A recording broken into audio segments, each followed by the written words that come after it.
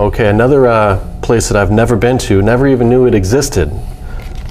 1242 Park Street. By the way, I'm here with Corey Jordan again, and we are at his underground piano bar lounge. I probably butchered that, but no, not at all. We're at Libretto, and a Libretto, which Corey just informed me of, it's not the pamphlet, it's the brochure or the program. The program. Mm-hmm. When you go to an opera, they hand you this thing, and it sort of breaks down the whole opera, right? Exactly, kind of the schematic, the layout of the evening, the programming, and what you're about to be experiencing at said opera. Sorry for butchering that. So anyhow, this place has been blowing my mind. We've had about an hour tour down here, and there's probably more than we can cover in these fairly short videos. But Corey, tell us what the heck we're doing down here and how this place came to be, because it's pretty mind-blowing. Yeah, thanks, man. Yeah, I'll give you the elevator pitch, sure. Just kind of how we got to where we're at. Yep. With Amsterdam, when we acquired the new Steinway piano about a year ago, in January of last year, or this year, we started to gain notoriety of higher-end artists wanting to play in our little coffee shop.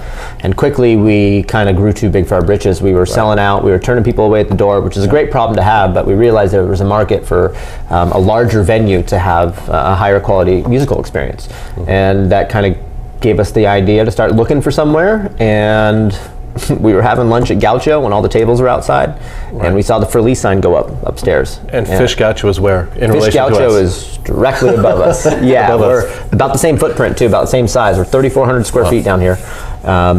And yeah, we were sitting out front, saw the For Lee sign go up, and I'd been down here about 6 or 7 years ago doing a private wine event. Okay. It used to be called the Boar's Hole way back in the day, over a decade ago, but for the last decade, the owners of this building that live in Nashville, to my understanding, they use this for private Christian music acoustic concerts. Cool. So this place has been private for 10 years, and we're bringing it back open to the public. We did a remodel. We brought a new Steinway piano down here, and we're starting to garner some major attention. We have some high-end talent coming through here. I think 3 Grammy Award-winning piano players in the next 2 months. Holy cow. Yeah, we're excited. We're in little old Paso. In little old Paso. Who would have thunk? Yeah, not us. That's for sure. And this building used to be the old opera house from the 20s. Yeah, and that's 1919 it was built, but it was during that whole era. And Paderewski, world famous concert piano player, a Paso favorite, he had a ranch on the west side, Rancho San Ignacio, that he purchased in 1914. So although there's no documentation that I could find, it pretty well implied that he would be down here as a patron, just enjoying opera back here in the 1920s. Wild. In the next video, we're not done yet, but the next video we're going to look at that majestic piano that's on the stage behind Matt, and to the right of the piano there is an old fireplace, right? Yeah, it's an old brick fireplace from the Opera House.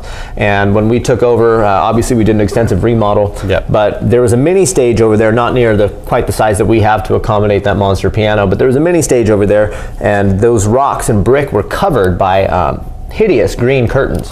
And they were good for sound dampening, but once we pulled the curtains, our plan was to put black ones up. Okay. Kind of match our monochromatic theme down here. But as soon as we pulled all the curtains, we realized it's the old limestone and the old fireplace. That's wild. And I thought it fit great, so we tried to accentuate that, if anything, and not cover it up. And it actually helps out with the acoustics as well, as it's not a smooth, flat surface. It's more diffusion for us. Yeah, when I walked down here, it just sounded, I was like, wow, it just sounds like I'm in a $1 million building, or wherever they host big concerts. I mean, it just sounds great down here. Yeah, thanks. And that was part of the selling point for us, is a lot of the heavy lifting on the acoustic treatment was done because it was the owners that used this for acoustic music concerts.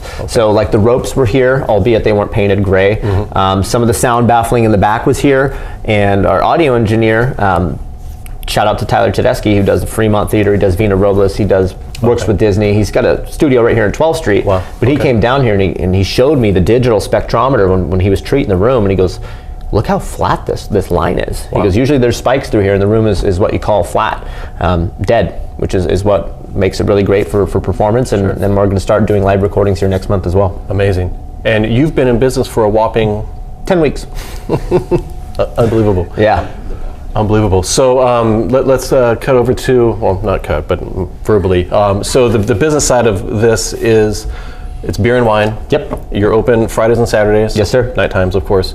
But there's also some cool lockers over there that are for the Big Shot members, right? Yeah, for our members. Okay. And again, I had no idea that this concept would be viable, but the main bane of our existence is through our membership. Awesome. And although we are open to the public every Friday and Saturday with a cover charge, Libretto Paso, you can make reservations, librettopaso.com, and you can check out who we got coming. I think we have talent listed through May of next year. Great talent, and you can make reservations there. And we are open to the public 2 days a week, but the other 5 days a week we're closed as a members only lounge and clubhouse. And so we're up to 33 members now, and our goal is 40 hopefully by spring of next year. I see you hitting that mark very soon. So let's go take the piano on video number 2, and we'll look at the equipment. Let's do it. Awesome.